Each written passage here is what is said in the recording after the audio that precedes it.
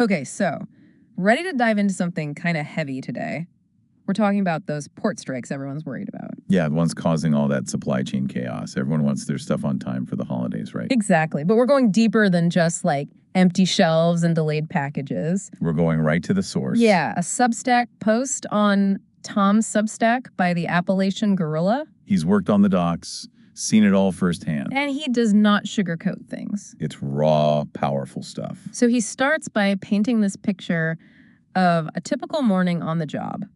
Clocking in at 5:45 a.m., the smell of oil everywhere. You can practically feel the grime just listening to him describe it. Totally. And the sounds, those clanking machines, metal staircases. It's intense. It really pulls you into that world. He even introduces us to this guy, Huff. Seems like a regular dude, you know? Likes to fish, talks about his kids. Creates this sense of like normalcy, camaraderie. Which makes what happens next even more jarring. Right, out of nowhere, bam, this freak accident. A loose pipe swings and That's God. just like that.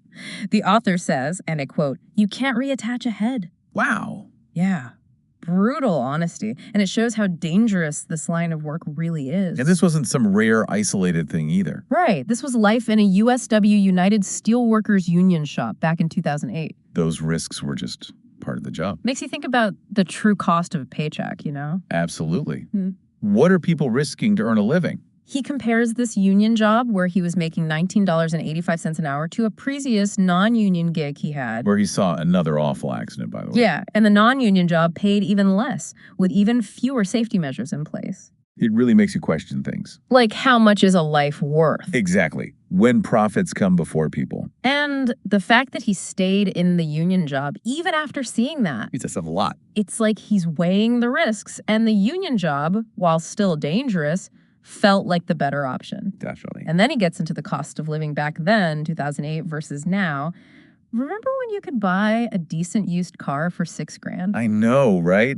Feels like a lifetime ago. He says that back then, even $14 an hour could get you by. You could afford rent, groceries, the basics. He even said you could buy a house with careful budgeting. Imagine that. Buying a house on a $14 an hour wage today. It's laughable now. Utterly laughable. So he breaks down what that same lifestyle would cost today.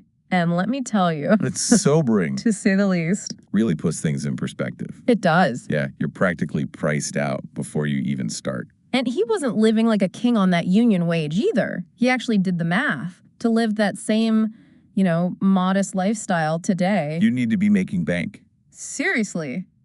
Like $145,000 a year. No kidding. It's mind-blowing. And that's his whole point, right? Even with a good union job, forget about getting ahead. You're just trying to tread water. It's like those good old days everyone talks about, Weren't actually that good to begin with. especially for the working class. And then he gets to the really interesting part. He says those recent port strikes, wages are only part of it. Oh, this is where it gets really real. He says it's about automation. That's the real fear. Makes sense, right? It's one thing to fight for a bigger paycheck, but What if your job just disappears? poof, gone, replaced by a robot.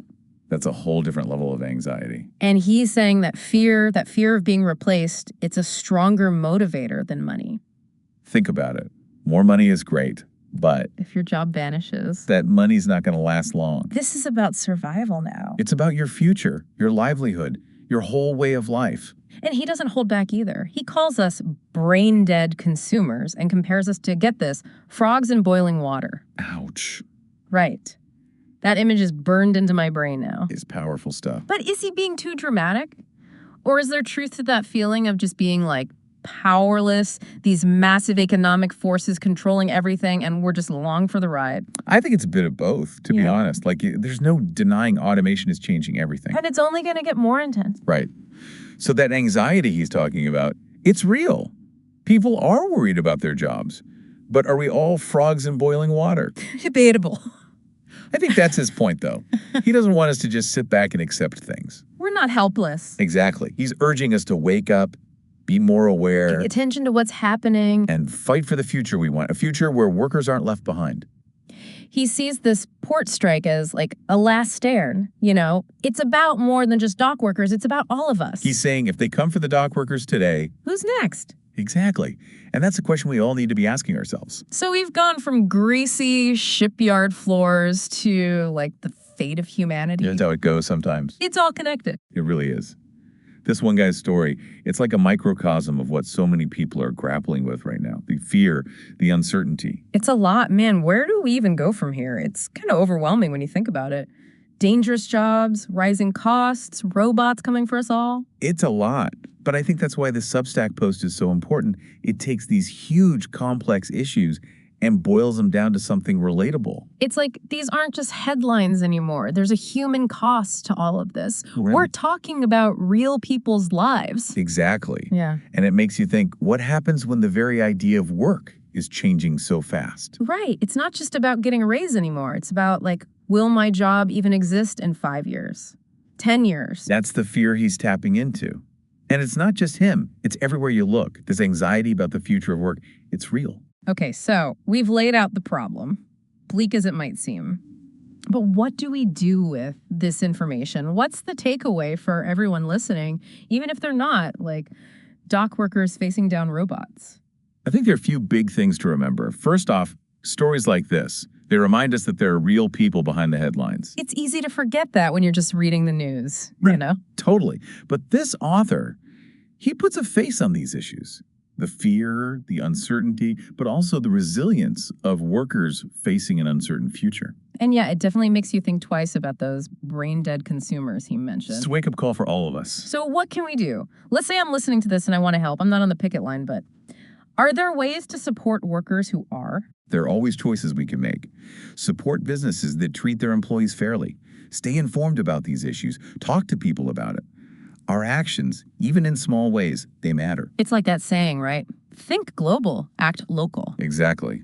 Every little bit helps. So we started with one man's story on the docks, and we've ended up talking about, well, the future of work, the role of technology, individual action versus these massive forces. That's quite a deep dive. That's what we do here. But seriously, this conversation isn't over. If anything, it's just beginning. And I think the biggest question this Substack post leaves us with is, what kind of future do WE want to build? And what role are we each going to play in making that happen? Okay, so